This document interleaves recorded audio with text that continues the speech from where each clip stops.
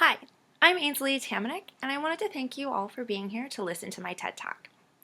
So to start off, I want to paint a picture for you. Not a real picture, mind you, but rather a picture painted with words. Okay, to begin, imagine yourself standing, comfortable. There is cobbled stone beneath your feet, and a faint smell of freshly baked bread is wafting through the warm breeze.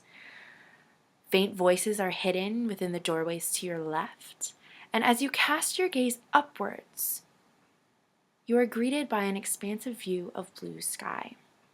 Breathing out, you lean down, grasping the warm material of your pack.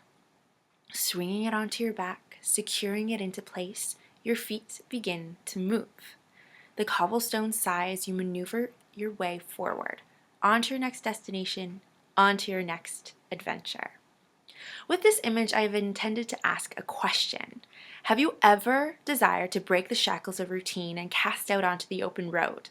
To live a life at once embracing the interconnectivity of humanity while being beholden to no one? Have you ever desired to travel the worlds but have been stopped due to the impossibility of the task? Due to the money that it would cost you?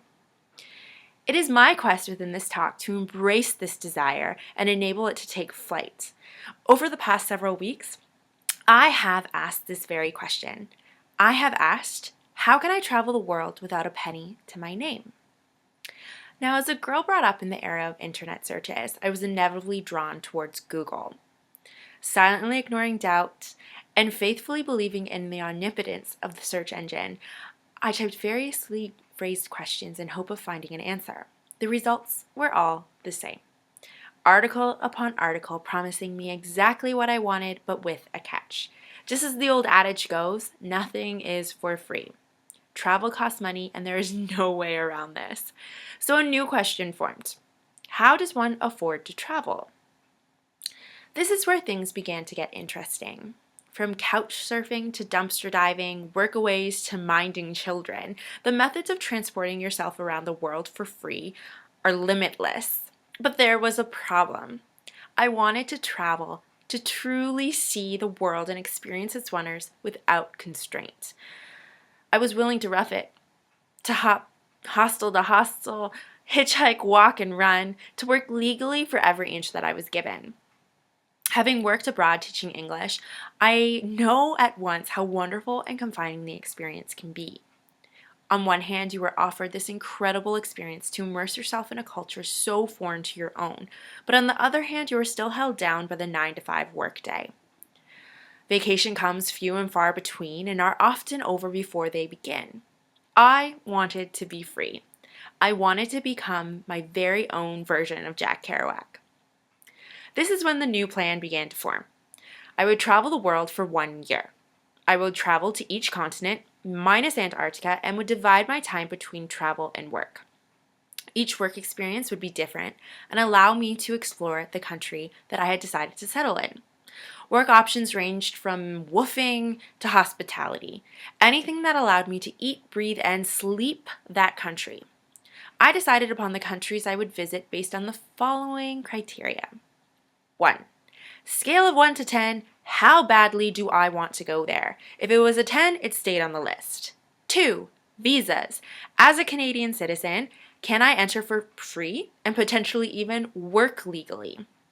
If it was a yes, then I would go. There are, of course, 4 exceptions to this rule. And number 3, expense.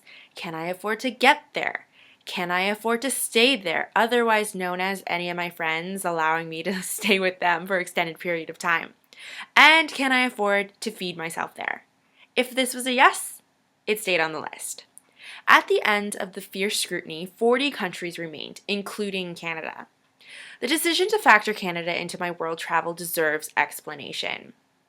After the crushing blow I was dealt by looking at flights and train passes on the internet, a practical part of my brain decided that moving across Canada from Ontario to BC would afford a great working vacation opportunity.